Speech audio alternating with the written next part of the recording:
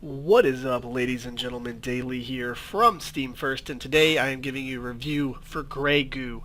Grey Goo is a real-time strategy game set in the very, very distant future between three races that have a interlocking storyline that you get when you go through and play the single player. Now, to talk a little bit about what this game particularly has, we'll start off here in the extras. It does have a map editor where you can go in and make your own maps and things like that, as well as the encyclopedia there you can see to do some research on all of the things that it has going on, considering it's a new IP. You have options, leaderboards, and then a standard multiplayer where you can go in and play with friends. There's a ranked and an unranked mode, as well as a few different types of game modes, but only three different factions.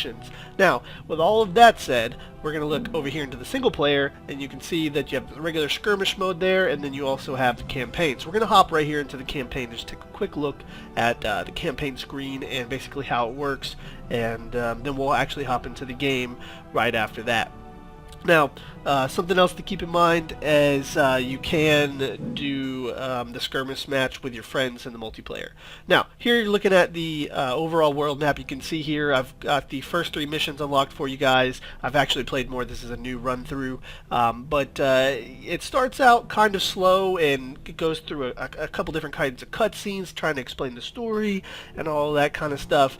And once you get in game, you'll be progressing level to level, building bases and completing objectives and things of that nature. So it's not really a free and open world kind of campaign. It's more of a campaign map with a scripted linear playthrough. Now what you're looking at here is the map and the person that kind of explains what's going on, and I particularly didn't like this. I thought it was a little unimmersive to have half a torso hanging out on the screen, and not really, it didn't really seem cool. I would have maybe liked a communicator or some kind of other way to kind of look at what you were playing or what you were doing, maybe an actual cutscene or something like that. But this particular way that they did it, I didn't like it. So we're going to hop into the game now and take a look at that.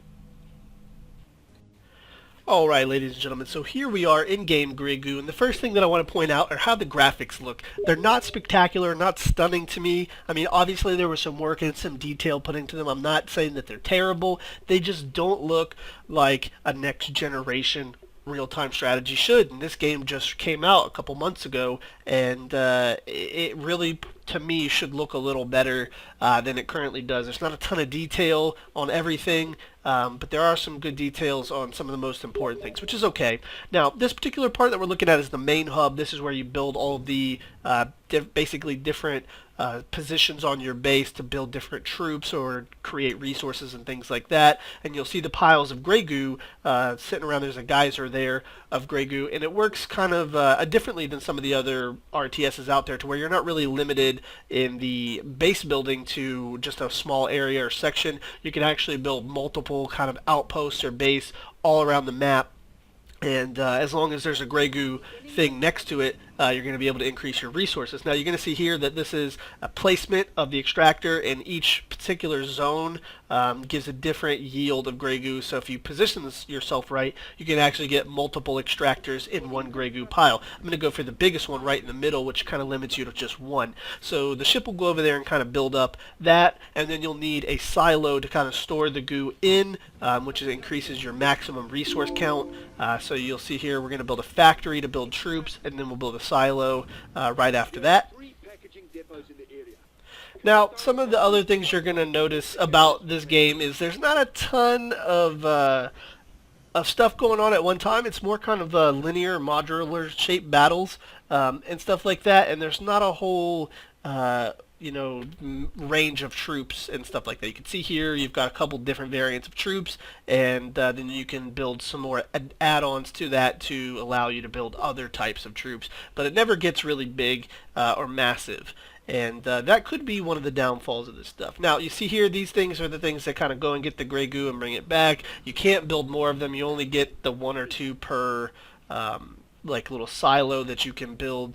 So I didn't really like that. I really wish I could have kind of made more of those to increase my production, but I guess I can, understand how that goes. One of the other things with resource management in this game is it's not clear.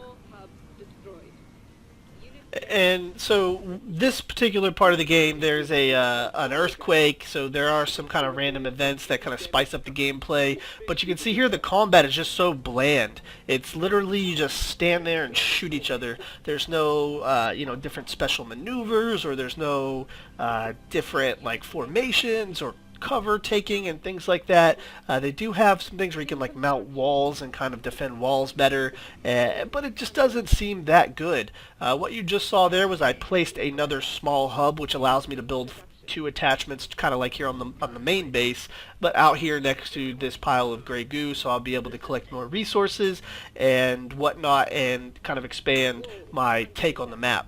Now, in addition to that, there's not really many other goals. You can see here that this guy keeps popping up and talking to me every few minutes. It's really annoying and frustrating to have, a guy come in here. You can see I'm not that far into the game, about 6 minutes, and he keeps coming in here and telling me to take these reactors. Like, I get that. I understand you don't have to tell me every 5 minutes, or probably every 2 minutes at this point.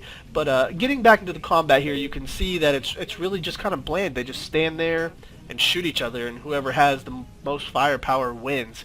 It's kind of cookie cutter, and it's not really what I expected from Grey Goo. I really had high hopes. I actually requested to do this this review myself.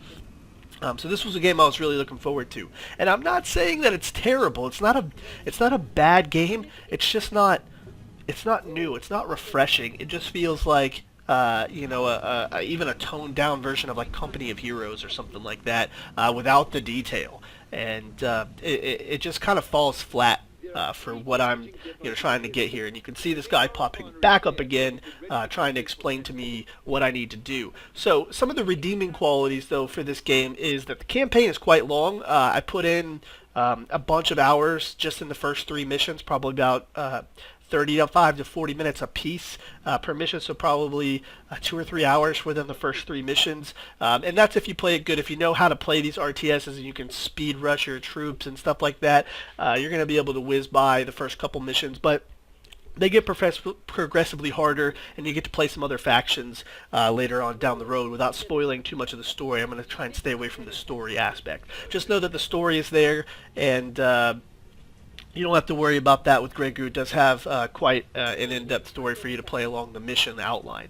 There's just not a whole lot to do. There's some upgrades and things like that you can do to your troops to kind of make them better. You can upgrade and build bigger types of equipment, like bigger tanks and bigger mechs and stuff like that, but it's nothing that really kind of gets too over the top. I mean, the biggest thing that you can build is like an experimental advanced walking mech type thing, and that takes a lot of practice to do. You have to have a specific number of attachments to one building, and you have to have a specific number of resources, and blah blah blah blah blah. It's really time consuming, and there's not a whole lot of yield or reward out of that kind of thing. Now with the base management and stuff here, I think that part is pretty cool to be able to build your forces, but the unit cap is only 200.